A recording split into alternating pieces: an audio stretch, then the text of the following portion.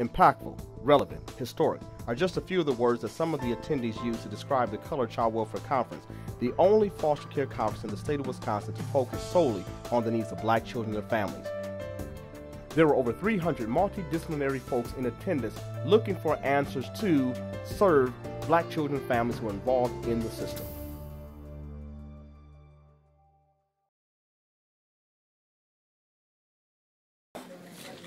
Good afternoon, everyone. Good afternoon. My name is Brace Lowe. I am the Senior Executive Vice President of Child and Family Services for Second Chance Incorporated. That's located in Pittsburgh, Pennsylvania. We also have a regional office in Philadelphia as well as Pittsburgh. I want to thank, Jermaine for inviting me to this very important conversation. I travel the country and I speak on behalf of children in child welfare, mainly black children in child welfare. I'm also a board member of a national advocacy group called Black Administrators in Child Welfare. Some of you may have heard of BACW. They've been around for a long time, and a lot of the things that we have done throughout the years across this nation has been profound in advocating for black children. I've been working in child welfare for about 25 years. I'm 26 years old. That don't make sense. Huh? I was saying, don't add up. All right, I'll just keep making sure y'all on your toes. That's all. And so, yes, I've been working for about 25 years, both in child welfare and on the juvenile justice side. And so, I'm honored and privileged to be here just to talk about some of the work we have done with kinship care and why it's so important to your practice moving forward. And before I start just a short presentation, I want to tell you that we are unapologetic at a Second Chance about how we feel about children in care, and what we'll stop at nothing to ensure positive permanency outcomes. You'll hear a lot of phrases today like value proposition. Our value proposition about what we value about black children in care is second to none. And I believe that's what has separated us for 22 years in this space to be able to do this work on behalf of children in care. And so when I talk about value proposition, I'll be asking you, what do you value?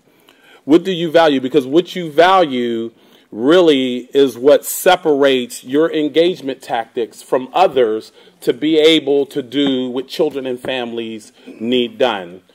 We always have a saying, let's meet the families where they are, and let's walk in their shoes and not in ours, right?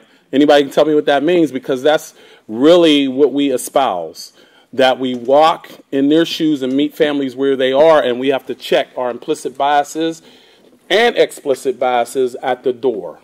And so I was in a workshop today, and they were talking about an overreaction to CPS removals and things of that nature. And a lot of it is institutional racism, and some of them is just misinformed CPS workers who have misaligned value propositions. And so we overreact and we equate removal with safety for some reason. And it doesn't always mean that you have to be removed. Maybe it just means the mother needs some supports in place. And that's what I'm here to talk about a little bit today as we kind of go through the presentation. So again, we're Second Chance. I'm going to go through the model. Next slide, please. Next, yeah. Okay, so this is our objective just in this quick 30 minutes, and then we'll talk more about some of the critical questions that's going to be asked to the panel, in which I will join the panel to answer the question. We'll talk a little bit about our historical perspective on kinship care, how the value of kinship care is integrated into our model, and how the value of kinship care looks in our programs and services. And there's that word again, the value. Next slide, please. Our objectives for today. What are your objectives for today? And then what would you like to know about kinship care? And what everybody always wants. and that we really used in Allegheny County. One of the cases that was established in terms of kinship care programming just afforded the opportunity for kin families to focus on receiving benefits, same as traditional families, which was very important when we started in 1994. And so we wanted to, this law, this federal law that was passed, Rivera versus Allegheny County, really paved the way in our jurisdiction for families to be able to, kin families to be able to receive subsidy in this area. Adoption and Safe Families Act, child welfare agencies must secure permanency in a specific time frame, mainly 15 to 22 most recent months. That came out in '97. That also assisted us from a federal perspective about being able to move, because children were just languishing in care at that point. They were languishing for 2 and 3 and 4 and 5 years with no permanency options. So it needed this federal law to get some movement in terms of permanency. And then lastly, there was a federal law under Fostering and Success Increasing Adoptions Act.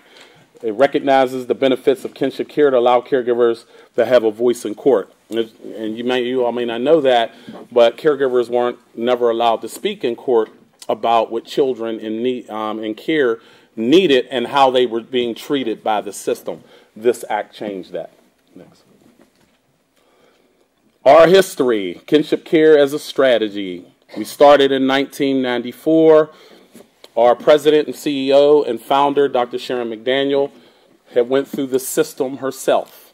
She went through the child welfare system and she saw a lot of the disparity and the lack of services that went on in the system. And so as she came up and was a CPS worker, an adoption worker herself, she saw that there was a need for this service. At that time, it was used primarily as a diversion tactic. They were not being paid at the time in terms of kin families, and so that created a huge gap in the system in terms of children not being able to go to kin. They were then diverting them elsewhere into congregate care and other settings and things of that nature. And so by the emergence of a second chance, it really gave families an opportunity to be heard.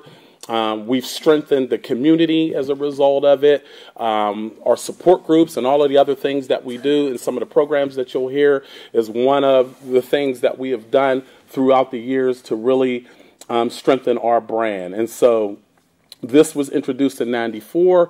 We also introduced Philadelphia back in 2005 as we were called to the table because we were one of the premier kinship care organizations.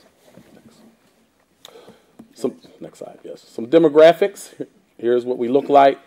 We currently have 195 employees in 5 funding jurisdictions. So we're currently in Philadelphia, Pittsburgh, Berks County, Chester County, Delaware County. And so we're working on continuing to expand. And one of the reasons why we feel like we have to do that, you have to diversify your funding. You can't just rely on county and state dollars, because then those dollars try to control your movement a lot of times of what you can do with your services. So you have to be aware of that. We have 20 years of pure successful kinship care in our model. We're servicing over 60% of Allegheny County's CPS cases, and we have 3 facilities. Children that we service currently, we have 710 active children, 493 families. This is in Pittsburgh. Our most represented population is African American. 92% are female caregivers. We service 95% of our children and families at level 1, meaning that is the most basic level in terms of at-risk youth. We got 51.5% residing in kinship home with multiple children. Next. Philadelphia, we have another 705 children and 436 active families. Again, mostly represented as African American and some Latino. We got 58.3 residing in kinship homes with 1 child and 41.6 residing in kinship homes with multiple children.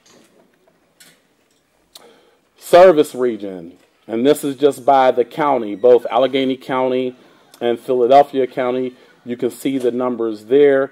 Although in the service region, you have 13.4% that's black, but the placement profile by race is 62%. So they're overrepresented in the system, as we've been talking about. In Allegheny County, since our inception, we have 51% in kinship care. Right now, 25% in foster care and 8% in group home. In the Philadelphia region, as you can see, 80% are black by profile race in Philadelphia, where they only make up 43% of the population. 26% are in kinship care, and 46% treatment foster care. 18% are in group homes. Not treatment, that was traditional care, I'm sorry.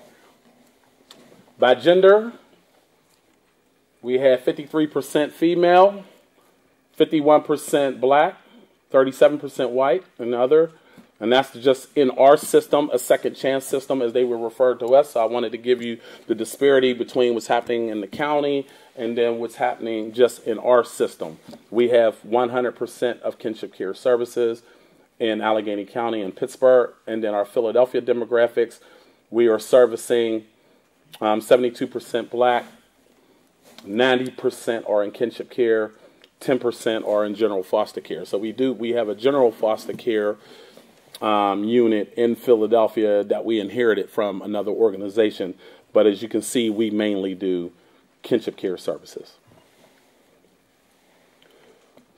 Some other demographics and data, just duly adjudicated youth in our system. We've had, over the past year, 22 of those. Positive permanency achievement, both Pittsburgh and Philadelphia, 446 children. So we believe in moving children to permanency. Incarcerated youth, and this is over a 10-year span, according to our numbers, 63 youth. Non-permanency outcomes, 86 over the past year, and our graduation rate every year over the last 5 years has been 95%. So education is very important. We stress it, and they graduate when they're in kinship care. Public versus private partnership. And so this is our partnership as a private organization with the county. We've met the needs of over 15,000 children and caregivers, birth families, for kinship care. We have saved Pittsburgh DHS over $65 million in our model. So this is what I'm saying, that you have to be creative in your service delivery to keep your contracts. We've raised the practice of kinship care in Allegheny County from 10% to 62%, and our goal is 75%. So it is rising in terms of kin placements, because it went from being the second and third option to the top option of placement. Before, the other, yeah. Well, that other slide was, you can just leave it there. The other one was saying, though, that in Philadelphia, there's an IOC model that's going on. Maybe you all are familiar with a privatizing model. They went from a traditional model of DHS being the lead administrator and distributing the cases to the subcontractors, to making the subcontractors the mini DHSs, and that's the Department of Human Services. And so what it has done, it has risen from 4,000 children in care to 6,000. And so it continues to climb. So the privatizing isn't working. Say that figure again. From what amount? So it went from 4,000 children to 6,000 children in care. And that's just in the Philadelphia region under this privatizing model. This is part of our licensing model. I wanted to show some of this to you all because people ask me all the time, how do you get them licensed so quickly? And it's really... It's somewhat about the model, and then a lot of it is about how you engage families and where you engage them at. And so, again, we get the call just like everyone else in terms of children needing to be removed. They're referred to us within 4 days, and then we go out within 24 hours to do our due diligence around placement.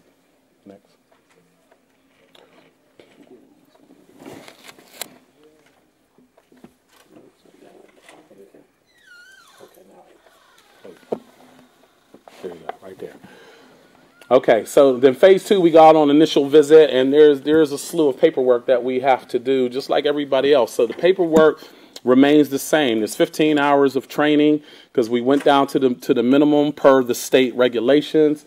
We go in, we do our safety assessments, we do our DPW inspection of the home. We begin our work around the profiles.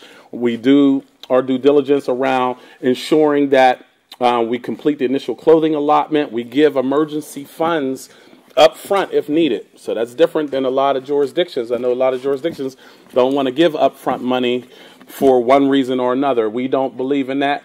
And then we have a discussion about discipline policy and different tactics, and then we ensure that they are scheduled for training within 7 days from the date of referral. That's key, because a lot of times across this country, people ask me, how do you get them to training? How do you get them to training? They won't come, they won't come, they won't come.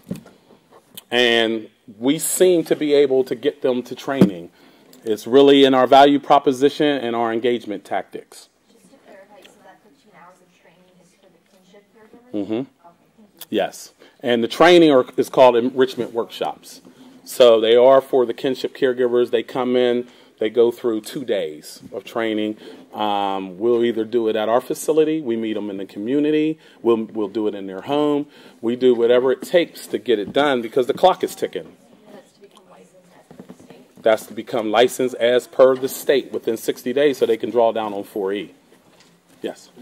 Could we kind of, okay, after this, could we kind of wait until after he's finished to ask questions? Do yours and then we'll Okay. Go Go ahead. yours. Finish.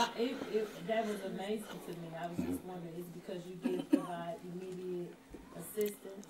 Sometimes, yes, it's because we provide immediate assistance. I mean, some of them come in within the 7 anyway, and then the others are skeptical because they've gone through the system, and so what's going to differentiate us from everybody else? And what we're saying to you up front is that we care about your needs. We understand you don't have any money. We give you food vouchers. We give you whatever it takes to stabilize the situation, and people really empathize with that. So that's a value proposition that everybody don't believe in. People are like, oh, they got to go through the system. They got to do it this way. And so we've always been conditioned to tell families what they need. Our proposition is we let families drive the process. So that's a difference. Okay? Next, please. Now, this is our 15-day planning meeting and things that we do. And one of the reasons why I'm showing this is because in a lot of models that I've heard across this country, people just focus in on licensing during the licensing period. We do not. We're focused on licensing and permanency at the same time. So we've got an integrated service delivery model that we're talking permanency with you from day one. We're not waiting until after the licensing process, after another process, then, oh, by the way, let's talk about permanency.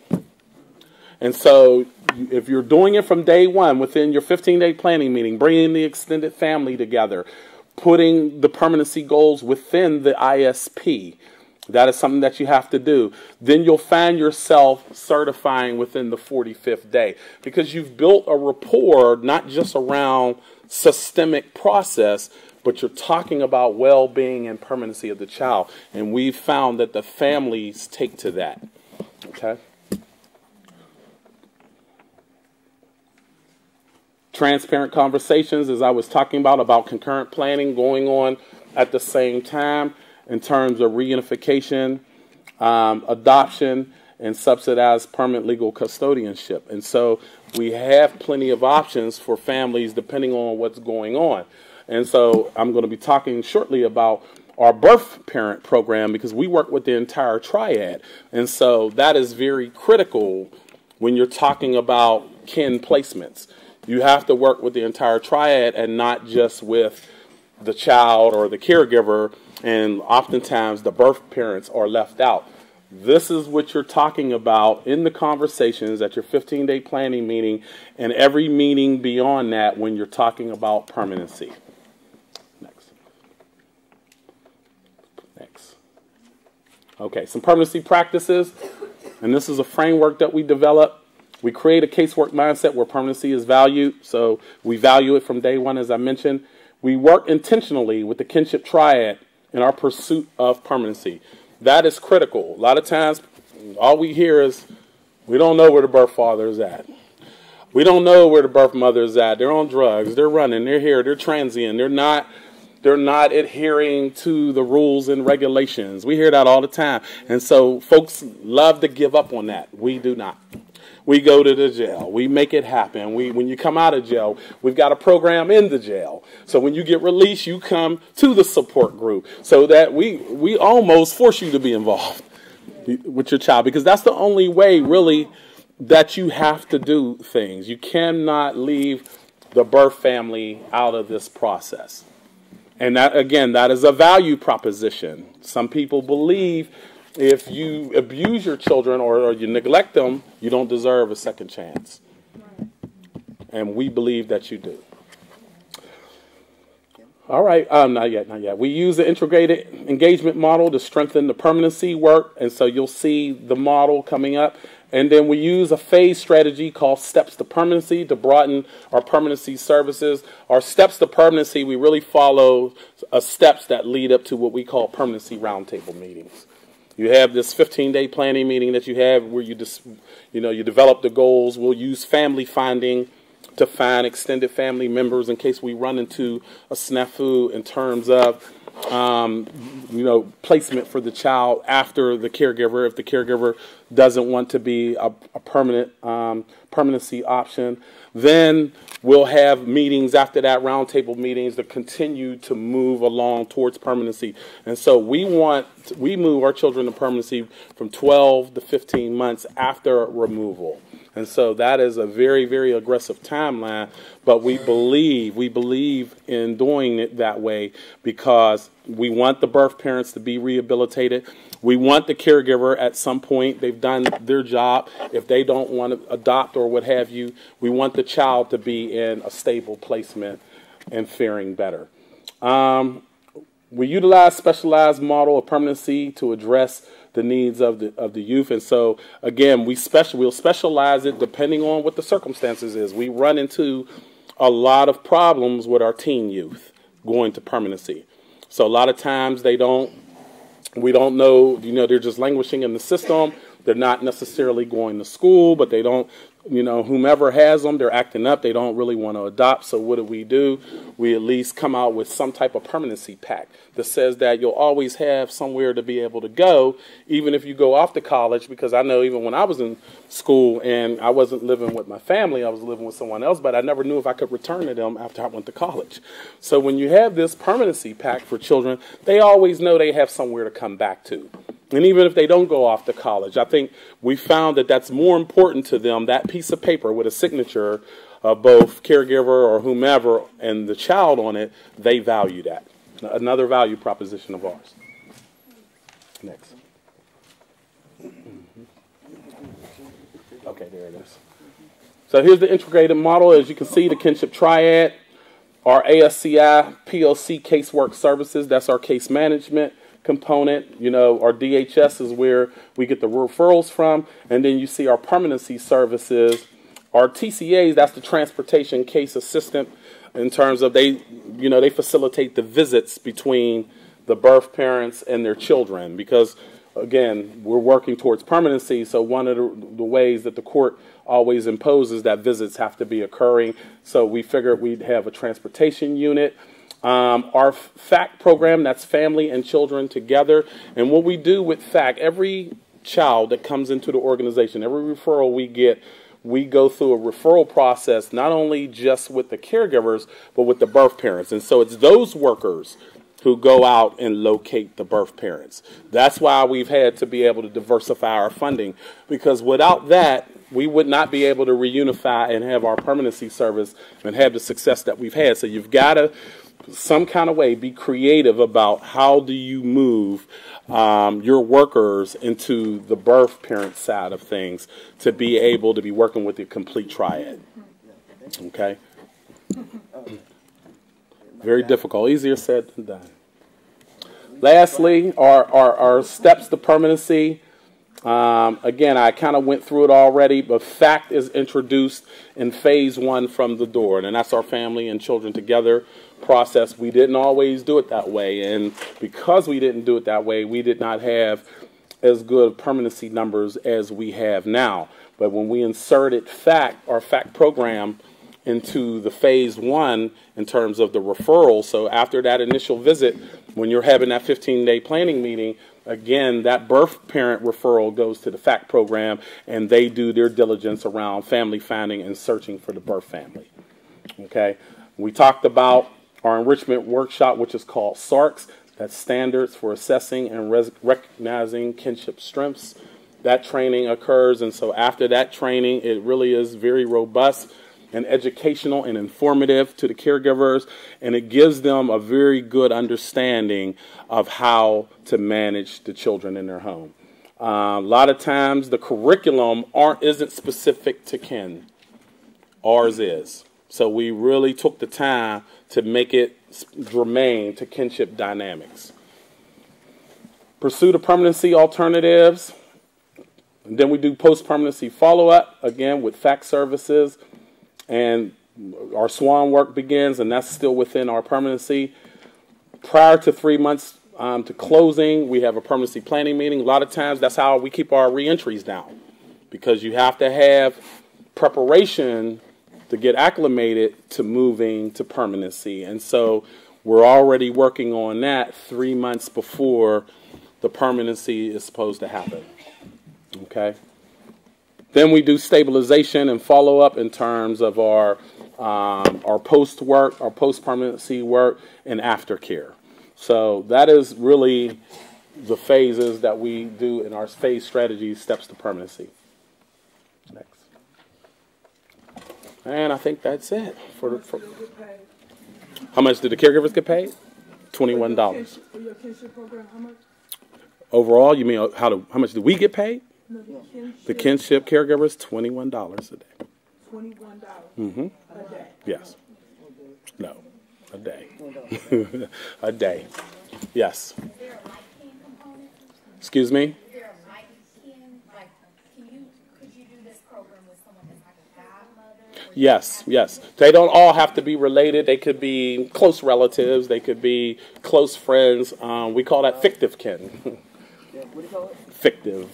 Yeah, 'cause that's We call that fictive kin. So they're not all necessarily related, but they're people that they've known, people that they're comfortable with, folks that. okay. We're gonna ask our panel to come up, which is Salon, Senator Nakia Harris, and Senator Taylor. I don't know if anybody else came in. That's a and you were supposed to shift down there too. Right. So we have questions that, Jermaine has given me 50 million questions. And I told him maybe I ask him, maybe not. I said, when you give it to me, I do what I want to do, so we will see. But first, any questions for Mr. Lowe first? So then, while everybody else is getting settled. Anyone? Yes, ma'am. So how do you handle the initial... Can you hear on that side? So how do you engage the entire family around this kinship home with confidentiality? Because one of the problems we run into is we can't talk to the family about what this parent's issue is that led the child to the system, even though they already know, probably more than likely. And so I'm sure I know that we miss key relatives who could be pulled to the table to help, because I do believe it's very beneficial. Well, yes. I mean, a lot of times we don't. We invite the county to the table as well, so that we were able to talk about those issues. But we don't always necessarily talk about what brought them into placement. But we try to dispel all of the schisms that they heard about why the child is so bad. So we try to focus on forward movement and what we can do for the family moving forward, as opposed to what happened before. And in doing that, then they kind of go along with that. You had a question? Yeah.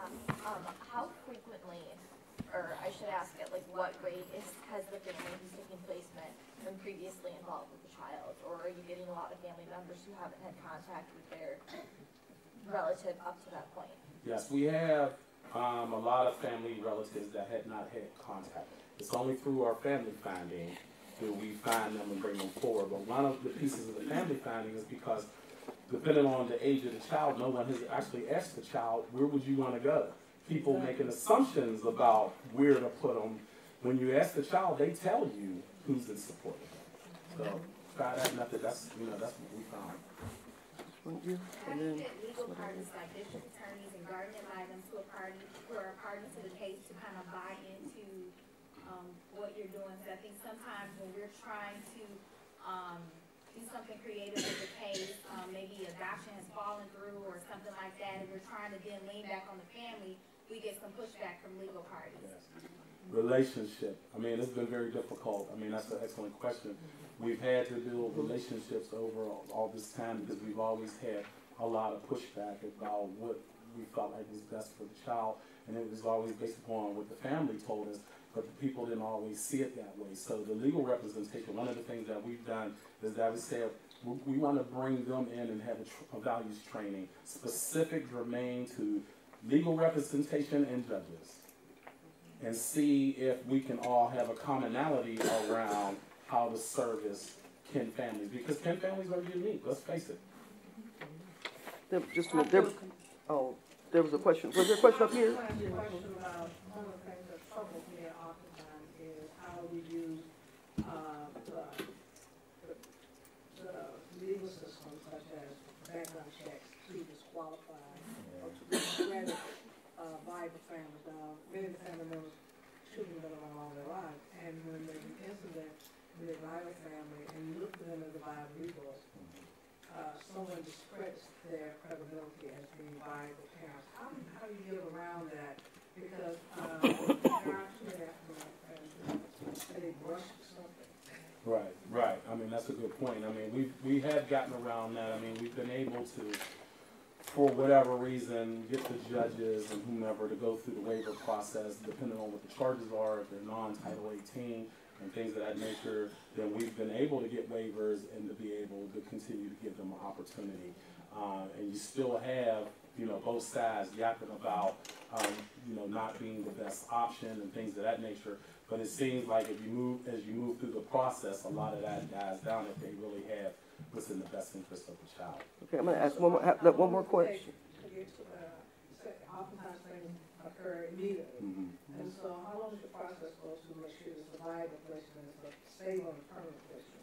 Well, usually within the first 60-day process, the licensing process, that we're pretty sure about if this is going to be a very good, stable placement through all the due diligence that we're doing in the home. And again, the child talking to the family and talking to the child away from the caregiver, they usually tell you what's going on. So in the first 60 days, 60 to 90 days, I would say. Okay, we'll take this question and then I'll ask the question so all the panelists can get involved.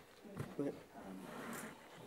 Question for you is an incident is actually happening in my life right now. My grandchildren have been in the system almost 2 years now. I said up front that I wanted my grandchildren.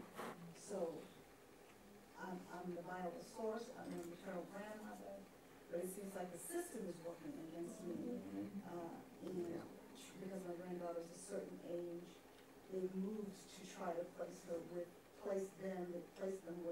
an adopted Caucasian couple to try and get them adopted out to them, whereas I'm their grandmother.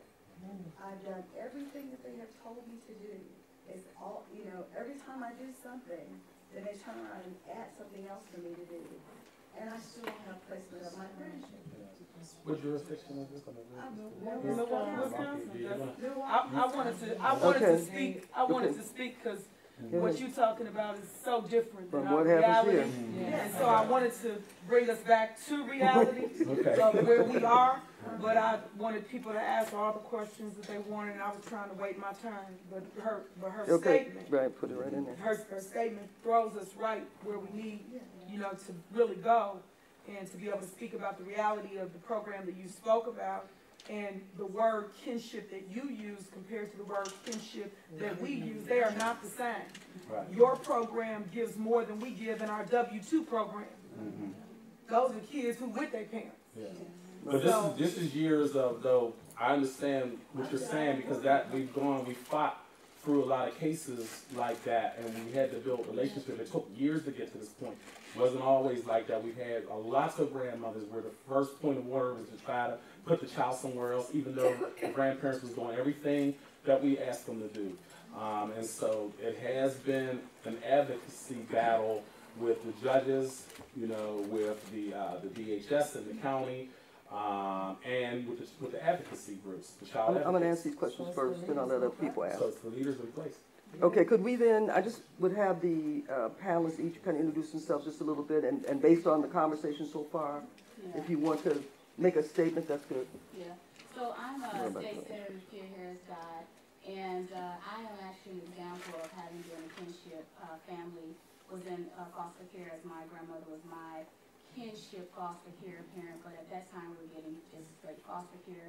And then when we lost my mother, over 15 years ago, I then took in 3 younger siblings and became a kinship family, and refused to even get to the point where I even wanted to be licensed or even wanted to be in the foster care system, because as you stated, I didn't really want the money or even want the people in my house. Quite frankly, I was very competent with taking care of my siblings. I am college educated, and quite frankly, I had a job. And if I didn't have one, I knew how to get one. So I didn't want the state money to, you know, help me raise my siblings, because I knew that they would try to dictate the process. And so I think that's the problem with Wisconsin, and having been heavily engaged in the foster care system, even outside of being in the program, raising my siblings, and now as a senator, sitting on different boards, and even the partnership council with child welfare. I mean, it is just absolutely mind-boggling how we are so terrible when it comes to our kids in the foster care system. So in Wisconsin, we need to do so much more work. I'm at the point where it's like blow the system up. Okay. Let me know when you're ready. Blow up every system. Works for me. Because of the institutional racism, because of the lack of education, because of the fact that we really don't have, you know, people that are genuinely trying to do the work. And I'm not saying that, you know, there are people that actually want to, but quite frankly, people get a job, they fall into the system, and they just walk rock and step with whatever the heck they tell you just to keep a job. And so I'm just sick of it. So that's just my statement. I think I probably spoke a little longer, but oh, look who you got next to you. I know. Trust me, I know. So for those of you that don't know me, I'm Senator, and very much like Senator Dodd, I too had an opportunity to be connected to the kinship system. My first use of my law degree was to take my brother from my mother. And I could have used the system, and I could have used the CHIPS proceeding, you know, through the Bureau. But I chose not to. I chose to go and do guardianship and use everything that was in a CHIPS proceeding in my guardianship. And then I sought kinship dollars. That whole 210. 15. No, it was 210. Oh, what you had it, huh? Oh, now it's 215. Okay, that's right. And it's 232. Woo! Wow. All that additional money that has come out. So, yeah, $21 a day. Just I calculated it just to be clear. It comes to $651. Wow. That's more than what we give individuals who are on W-2 if they got 1 child, 2 child, or 23 children. It's all the same amount of money. But kinship, there is, I shouldn't say there's no requirement. That would not be correct. The requirements are basic. The basic needs of the child will be better. The placement is in the best interest of the child. And the child, it will potentially meet the requirements of the court jurisdiction for protection or services for the child. There is no requirements in the way that you say. However, if you have a felony or somebody in your house, then you can't, which is ridiculous because you have grandparents, and let's say, in particular, I think of a young man when I was growing up whose grandmother wanted to be the place, and because the grandfather, when he was 18, had something, I don't even remember what it was, but as a result of that, he was a felon, and the kid couldn't stay with the grandparents. So what did they do? They just said, forget foster care, forget kinship, we keeping our grandbaby. And they kept the grandbaby with no help. So. And but you do know that having a felony does not. I respect that. Yeah. I'm just saying. No, that's what they tell them. But that's what I'm saying. That's why I want you to clarify that and clear it up, because that's not true. But that's what they tell people. So let me back up and say this. What happens in our system is that there is an indirect diversion process that happens. I think we could also call it institutionalized racism, in my opinion. I agree with the senator in that regard, that it's in many of our institutions. So let me just back up and say, in our state, we do not value, in my opinion, relationships with the family. It is not a priority to, even though we say it is, even though we put some stuff in to say it's supposed to be. But I just had a gentleman who was fixing my fence, who wanted to be able to have his children. And they scheduled times for him to take the kids to the doctor that also competed with other things. So as a result, his job. So as a result of that, they ultimately didn't let him end up keeping his own kids. And when you get done, I think we would have been better to support him in order to be able to keep his children than whatever trauma that we are going to ultimately give that family. So our system does not embrace placement with families, and one of the reasons is because we have an issue with the individuals who often are doing the casework are in a state where we lead the nation and all the disparities for people of color. They probably don't know much about people of color other than what they learned from Journal Sentinel and media in Wisconsin, which they might as well had just called the KKK on a given day, or somebody close to them, because you don't get a positive almost ever. So as a result of that, you have individuals coming in who might have come from suburban areas who are not prepared, because cultural competency neither is a portion of what happens in the training at a depth that it is actually in them and who they are and what they are. So I've come to the panel having experienced it as an individual who didn't want my family in the system, and it was still difficult with kinship care. As a legislator, I've advocated for families to be able to be the first choices, for kinship care to be able to be more, for the services to be able to wrap around and to speak to the cultural competency, the training, the caseload issues that happen for caseworkers in order for them to be best equipped. Because my poverty may not mean anything about my neglect. I may not have a drop of food in my house, but it don't mean my kids didn't eat.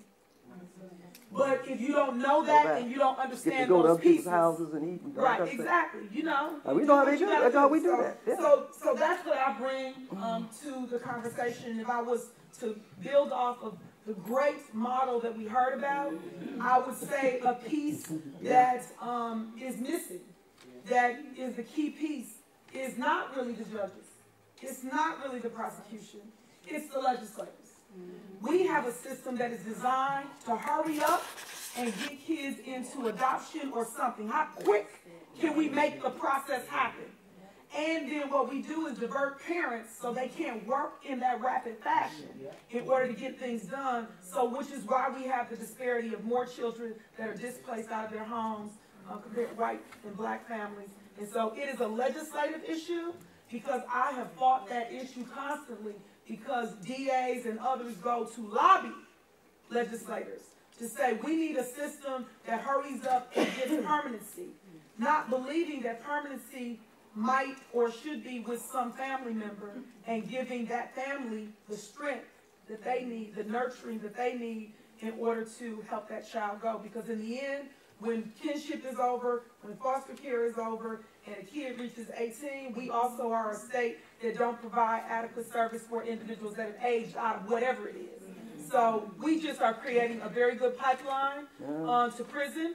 And our Lincoln Hills situation, where our children are being traumatized on top of trauma, is a reflection of that. And I believe that that system should go into the Department of Children and Families, but that's a whole other conversation.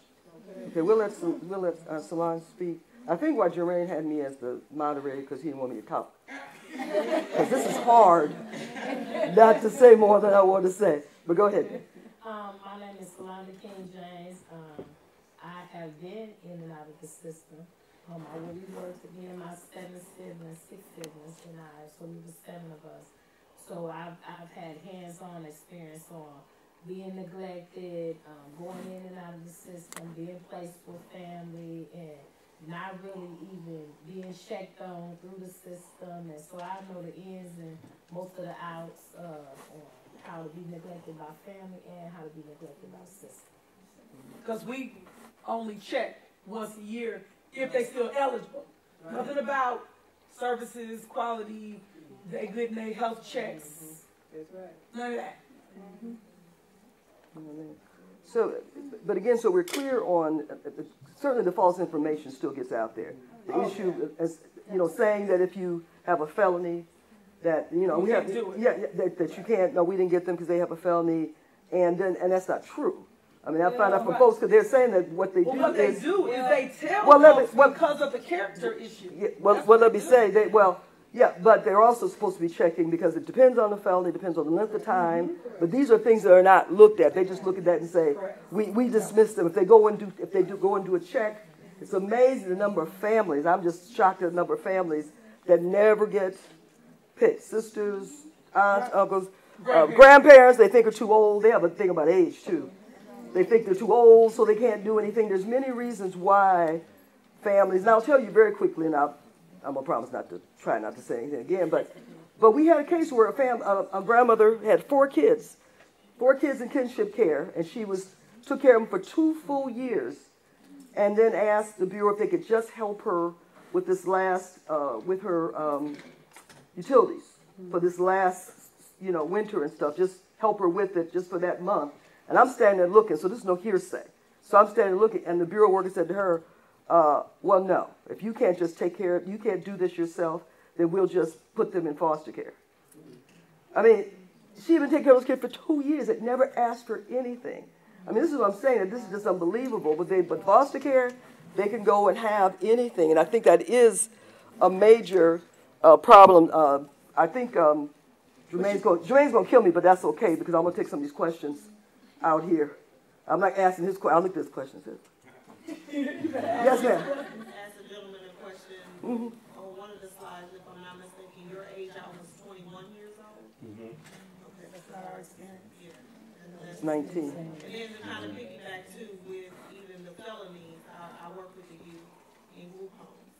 And the youth that want to reach to some family members, they're being stopped to even have visits with family members that have felonies by caseworkers, which is, traumatizing to the youth. They can't, they can't even visit. And again, that comes from the house. One of the things I want to say to that, though, and the young lady said about legislation, and I certainly agree with that. We advocate all the time and go up on the hill and talk to policymakers and legislation, but until we have people that value kin and children and families, and mainly black people or whomever, in place making decisions on behalf of children, it will not change. And I keep going back to this value proposition. What do people value in their decision-making process? We have had the luxury of building a relationship with the director. Even though he's a white man, he has a value proposition that he believes in family. He believes in children and youth. So it's going to come down to relationships. Even in our own jurisdiction, we have agency here, agency there, agency there. We never talked to one another for a long time. We never knew really what one another did because we're all fighting for the same dollars. So you know what I said, me and Dr. Sharon, we said, we're going to form an alliance where we bring everybody together and we're going to throw it all on the table. We're going to check the biases at the door because that's what it's going to take. It's going to take somebody bringing people together, checking their biases at the door and saying, what's the problem? Talk to me. What's the problem? How do we form an alliance so that we can be able to collectively form this big alliance to have a collective voice to talk to legislation, Not one at a time. That's piecemealed.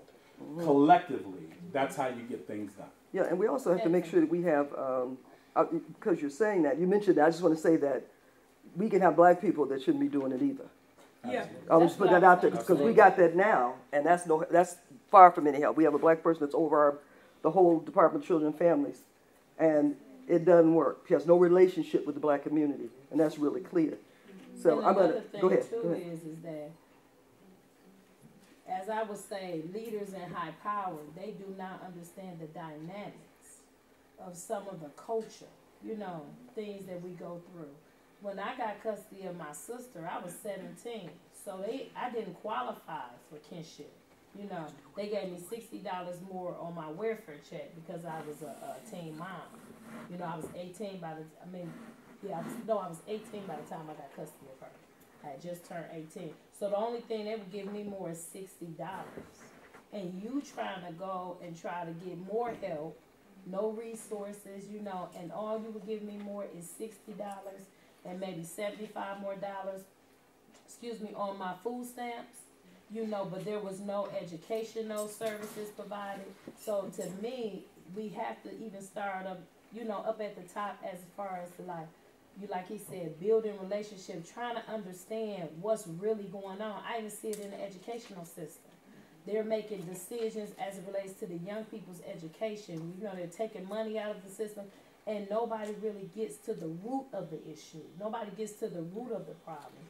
And I believe that's why we are so detached. You have a question over there? I'm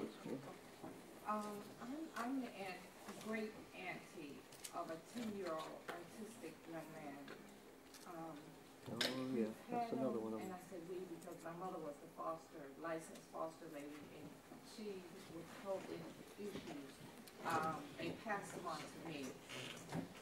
Didn't know anything about foster care or anything, but I wanted to keep him in our family. Have had him for 9 years. Mom and Dad come support, bicker and everything, but they will not agree for him to be adopted out. So it's been 9 years. And every day he's asking me, do you love me? Do you love me? He doesn't want to visit Mom and Dad, but he has to. I'm at the point where he's getting older now, and I don't know, I have no resources. He has a guardian right, he has child protection, no resources. No one has ever told me how to do this. Come on. So, I love this little boy. I drive him 15 miles round trip every day to a Wauwatosa school so that he can get the best education possible for an autistic young man who's been bullied. I'm sorry, the young man was saying 2 years. It's been 9 years, and I still don't have help, and they're telling me if you want to adopt him, you got to come up with $15,000 or $20,000. What? Who has that? Who told you that? So I don't know who told you that, but Yeah. my office number is 342. I was going to say that. 71. That doesn't sound right. Something wrong with that. One day I was coming home and I heard Mr. Jermaine and that's how I tried people. So I'm here. So where is he at now? He's with you? He's with me. Oh, okay, that's good. You receive no assistance. He's with you, and you're looking for guidance. Yes, ma'am. 342 71 76. That's my Senate office number. I don't know what we can do, but somebody got to first hear your situation so we can decipher what's going on, because some don't connect, some dots don't connect. And we can talk too, because that's what we do. And that's what there you go. That's even a better connection right there. Because we know the system and how it's supposed to work. Did you have your hand up too, or you? Thank you. Okay. Somebody else have a hand up over here? I'm seeing it. I'm hearing a lot of times before adoption happens, I'm hearing when there's pause before even allowing birth families to, even if they can't take placement, to be a part of the child's life, which, and because they don't want to disrupt a possible adoption from happening. So there's pausing for that connection. That's another thing that goes on. My older kids, they're running to the after adoption or before adoption, They head back home. Out-of-home parents, they are AWOLing, and where do they go? They go to their biological family. Right. And so, I don't know, how can we change? Something's got to change with the connection with what family. Absolutely. Right. Can I speak to that?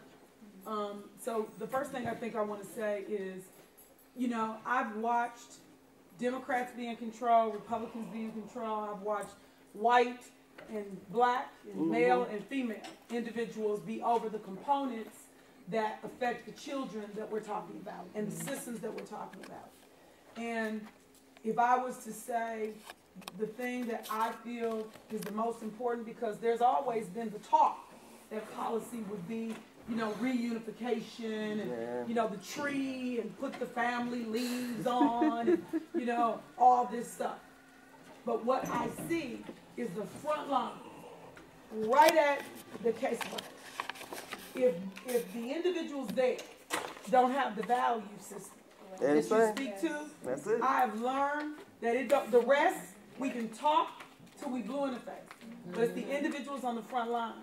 And so the truth of the matter is, I can preach to the choir all day. The people who came, the people who saying, I feel you, I'm with you, oh my goodness, but the people who are making the choices and the people who are making the decisions are the people who are often on the front lines and candidly, you know, are doing sometimes, I hate to say it this way, but the best that they can with the limited everything that they have, that they bring to the table.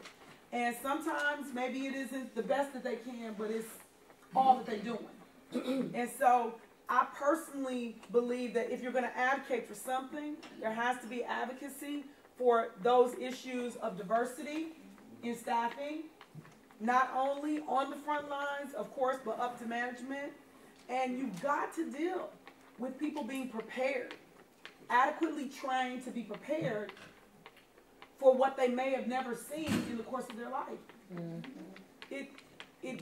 There has to be some sense of, you know what, because Uncle Buki got a felony, what you don't realize is Uncle Buki might be your best friend, because Uncle Buki might be the one to say, well, you know, Susie, you shouldn't be doing that. And she gonna respect Uncle Buki, not you. You could have said the same thing Uncle Buki just said. But Uncle Buki said, and she like, okay. And you like, what? I've been telling you for 6 months. But Uncle Buki said in this blah, blah. Or for that matter, you could send them to training and do everything, and they could go through it, and Uncle Buki can say, that's hogwash. And now everything that you done taught them or whatever is going to go out the window. Because that's just I don't care what I said or what happened. My brother still loved my mama. It didn't matter what, I mean, I wasn't trying to have him not love my mama, just for clarity. But, you know, it didn't matter what the circumstance was. So we have to change on the front line the thought process of family, of the stigma issues, and the windows that we see things through, or the lens we see. Does anyone, okay, I just know, does anybody else, am I missing anybody's hand? I don't want to do that. Okay, go ahead. I wanted to just basically make a comment about what Mr. Lowe said as far as having people come together and talk to each other, and having the different organizations actually meet, you know, around a table, and everybody put aside their biases, differences, or whatever. And I think what we see here in Milwaukee is that just seemed like it won't happen. Because they don't care. No matter how hard you try to set that, you know, table up, no matter, you know, how you phrase the question or whatever, it just seems like it will not happen, which I think addresses some of the question that you have. And that is really confusing and concerning to me, based on the fact that you can't, there's this conversation that can't even happen with the parent or whatever. And it's really both of you, but this one really got my attention to the point where I'm thinking about, you know, these systems and how do we work together so that everybody is on the same page. But I think it is going to come to that meeting of the minds where people literally come together, different organizations, and really think about that value system. I mean, if they don't do that, I'm just not sure what will happen. And I really want to make this point as well before, because I know there are a couple of hands up. But my issue is, you know, So that's a joke. Whose perspective are we really coming from when we talk about child welfare and the safety of children? Who created the system? Who created the system? And again, I think it goes back to that base of institutional, racism. I just have to say it because who decides for any family who gets what and what the family values are? Because black people surely didn't do it. And I'm being real with you. Who created the system in and of itself? So it really comes to a point of how do we, I don't know, how do we bring a meeting of the mind? One of the things, and I'm sorry to interrupt, but one quick thing I just want to say, that's what the Partnership Council was allegedly. Like I said, don't get started with that. I just want to say, I know it's got to, but that's originally, when it got done, it was supposed to be our effort to bring people to the table, and it seemed like it just became the effort or the place to create a system that was faster to get kids away from their families. Well, that is what it's set up to do. Okay. Salon, but the concern and then Mr. Lowe. Is the concern too is nobody mentioned about the village because it doesn't exist anymore. And it takes the village. It takes leaders. It takes families. Because we have really gotten rid of the village. And nobody cares. Where's the compassion in the social workers where you want to fight? Where's the compassion? Because if you get a compassionate, I'm just saying, if you get a compassionate teacher, a compassionate principal, you get a compassionate social worker, everybody beginning to work, on one accord and become a voice. That voice becomes stronger. And then the child is not left behind because we're all thinking about what's in the best interest of the child. But no, we've forgotten about why we're all here. It's about the child.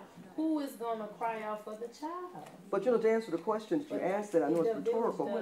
But the thing is that you mentioned it starts at the case rate, but that's not always the case. Again, in these 9 years that I've been doing that, I have worked with many workers who are compassionate and who really want to see the right thing done. I've also seen them quit out of frustration. Every time there's an article in the paper that people are quitting, they think it's because, and there are people who quit who are just frustrated. But when you look at a system, the case manager may want to go one way, the supervisor says something else, then the program manager says something else, and it's all about, even what you kept saying about permanency.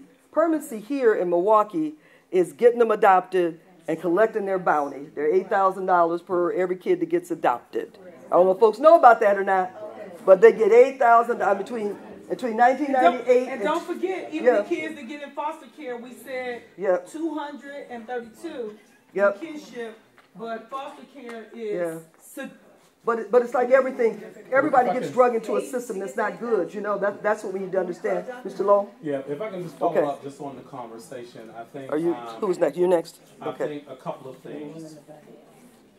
Okay. One, the village, in my opinion, starts with us. Go to conference after conference and people exchanging cards and, we're still there. Swapping stories, and then nobody follows up with anybody. So there has to be a commitment to that. One, I speak to you from where we are now. However, we were exactly where you are now in Milwaukee. And it's going to take a risk taker, quite frankly. It's going to take a change agent. It's going to take somebody who is outside of the box. And there may be a few of them in this room, even if you come together as a group of 5 or 6, and then it grows from there. Because once people see that you're serious about your agenda, then they come in numbers. So people they're going to put a foot in, they're going to say, are you really serious? They're going to worry about whether or not their funding is going to be cut, as a result of partnering with you. So we gotta make sure that we're having those type of conversations. The other thing is that we talk about kinship care and we talk about the caseworkers. Somebody made a statement about the caseworkers, and it does start there. One of the things is that we don't teach about the dynamics of kinship care at the universities. That's one of the things that I'm trying to get changed. We are now training our caseworkers to be therapists. Then they come out of school, and guess what the caseload is of either a lot of African American children that they're not prepared to deal with, and they become probation officers. If it's a black social worker, right? It could be the other way around. So how do you become eclectic enough to be able to deal with both sides of that? How the value proposition that I keep talking about. So all I'm saying is that it has to start somewhere. If there's a will, there's a way. I know you all have heard that. You have got to continue to try to come to the table. You boot the people out who are not trying to really be with the agenda, and you keep the ones that are prepared to stay. And somebody's got to stay at the table. We can't just say, we're done with it. Because we were committed. Even if Dr. Sharon and I were going to be the only two at the table, we were going to start exposing to people, to their faces, why you don't want this to work. I do that. I'll let you go first because she hasn't spoken before. Okay. She hasn't asked a question. Make a statement. Yeah, okay. What is your name again? Brace. Brace is, I think, trying to give us some hope, and you guys really sound very hopeless. Oh no. I'm so sorry. No. We sound real, but not hopeless. We still fight. No, we still fight. I got a solution. If I can finish, Yeah, go ahead. I think that it is hard to be hopeful in Milwaukee, but we have, well, if I, from hearing a state senator say, what cannot happen, what will not happen, that is not encouraging. And I'm like, well, who got the power then? And what we have is an example. It doesn't mean that we're going to do it just like that, but it's an example of where we could be, because I don't even know. I mean, are we trying to come up with a solution? Are we just talking? Because we know that there are some challenges, but we have to be hopeful. We have an example, and I think there's enough of us here who are in power positions to make something happen. And we just have to re-energize. I haven't talked about kinship in years. But there is a level of training, even when we're talking about the schools. If you have a student who needs to go to college and they're in kinship, the schools don't know what kinship is, they can't even get financial aid.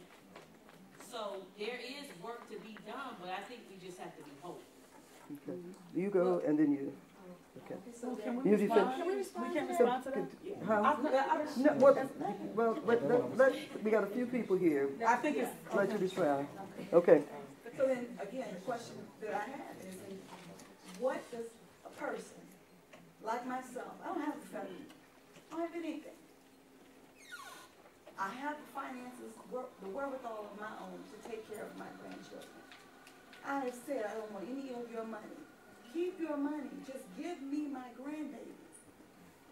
And I still don't have them. And I believe and I feel with all my heart that the agenda of the social worker, the caseworker from the second week has been to get my grandkids out of here and adopt them off to someone, to a Caucasian family. Well, that's what they And do. not, like, I'm not good enough for my own grandchildren. They have thrown everything in my face, taken visits away from me for 8 months, and I still sit here in the same place, fighting every day. I'm at every court appearance. I'll be talking supervisor to supervisor to supervisor. I have. I've called up to Allison McMorrow. I still don't have my grandchildren. She's the executive director. She's trickled me back down to people. She got a boss. And I'm still sitting here. She got a boss. So what do I do? Okay, right. Excuse me. You're next, and then you. Would you be able to talk about the difference in the payments for kinship care and foster care and why there is such a drastic difference? We only got 10 minutes. Anybody want to answer that question? So, is it Yeah, go ahead. So I don't want to hear your mouth the next 2 months. So go. So a few things. First of all, I want to be extremely clear.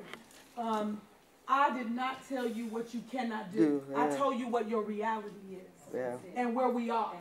So that's the first thing I want to say. Yeah. Anybody who knows me as Senator Lena Taylor or Lena Taylor, let me be very clear on what I'm also saying. This is where we are, but then I also spoke about legislatively what needs to happen, because that's what you need to do.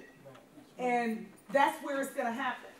Because legislatively is where we have created policy that is fast-tracked our process for children to go off the ramp of not being reunified.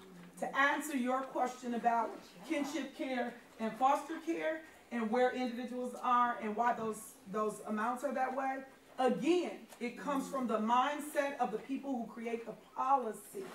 The people who create the policy feel like if you a grandparent, you should pay to take care of your kids anyway. If you family, you should be taking care of your kids anyway. They also believe, for example, that faith community should be doing the stuff to feed the homeless and you know, blah, blah, blah. Okay? Because they believe as a community that those are the things that should happen. So they come from that principle. So they don't believe that they should be helping necessarily those families. If somebody's going to step up and be a foster parent, even though the system says, oh, and it does happen where people are encouraged to be kinship persons instead of the foster care system, some people tend to be encouraged into kinship more than other people. And when some individuals get foster care, they get foster care and they get all the treatment dollars that could be made available, and other people might be in foster care, they don't seem to be able to connect to the treatment dollars the same. Some don't get them, some do. So part of why our system is the way it is because people believe that government should not assist most people. And being poor is your problem anyway. But I got two more here, and then I'm gonna have all the panel just make an ending statement. We only got 10 minutes left. We want to get out of here on time. So you had another comment, and then you had one, right? And please either quickly. Uh-huh. You need a lawyer. I experienced the same thing she did. And I spoke to you back in 2008. That's how long I've been fighting for my grandkids. Since 2008, I talked to your office. Who is yo? Me? Lena Taylor? Okay, yeah. I didn't know my name. I went to court. I won them. The jury said that they should have never came in there and took my grandkids to begin with. Wow, because that's rare. But 3 years later, they came back and took them for the same exact reason. The jury said you shouldn't have took them. And so then Judge Donaldson... So were they with you when they were taken the first time? They were with their mother. Their mother, their mother okay. has a mental health problem. Right, so how are they going to take But she used me as a safety net. Okay, I got 3 cases already. Whenever she got sick, she would bring me the keys. 3 cases already. And that was fine with me. I didn't have a problem with that. And just like this young lady, I have the means to take care of my grandkids. I would assist my daughter and help her in any way possible. We lived together as a family unit until the Bureau drove us apart. She has 3 kids. I only have 1 now. And I have it under the kinship care program, the 232. And what you're implying is that the system said your daughter can't even live there while you trying to keep the family unit together Well, they said and support that, it. but we got them to turn all that I was going around. to say, because that's good, because that's really crazy. Turn all that around. And I mean, we went on with our life after 2008 when you assisted me. But then she got sick again because whenever she's not on her meds, she's not out there. here Yes, with ma'am. us. She's kind of like, you know, erratic. And so, but the doctors take her off her medicine. She don't go off of it on her own. The doctors take her off for a reason to try to figure something else out, or you know, for something else that she's suffering with, passes or whatever. Anyway, it's been a struggle since 2008, and right now I only have 1 of my grandchildren, and the other ones are, one of them has been adopted out, and one is with a father. It's been a nightmare. They placed the kids once with an elderly couple that wasn't even the kid's parents, but the man walked into the office and said, "I'm their parent." They didn't even do a DNA or anything. And they gave it to them, and they would rather give it to anybody but them. Okay, right. Because we need to. So I think the thing we need to say, because what I hear in this room, and you know, and I just want to say, because I feel the same for the caseworkers and so on and so forth. When people have high caseloads, it becomes very challenging for them to be able to keep up, and I would argue maybe even be what you call compassionate, right, in every situation, because of, I mean, it's like a fire hose of stuff that's coming at them. I would encourage each of you to do what I heard you say, which is talk to the manager, talk to the person above and the person above, Yeah. and keep on doing and document, number one. Number two, do like what you did in 2008, call your legislators in order to be able to deal with Could we ask again? again? Level, but Okay. then also get a lawyer. We got everybody talking at one time. Could I talk to you afterwards? We had your case. Yeah.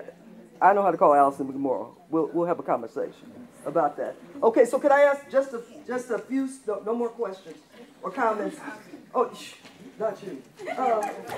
Statements, because I don't want people killing me. It's 4:30. I think you're supposed to go get back together or something. So, anybody had last comments of the group? So my last comment is just to address the hopelessness. There is no hopelessness. It's really about having been and serving in the state legislature and seeing how this system works day in, day out, being on panels, being on, boards and all that kind of stuff, and fighting through these issues. Not that we stop talking and fighting. It's just that I'm not going to come and sell you some lame dream that I feel is difficult to achieve in Wisconsin right now. So we are leaders, but when are we going to stand up enough to really take that risk? And that's what I think we don't see a lot.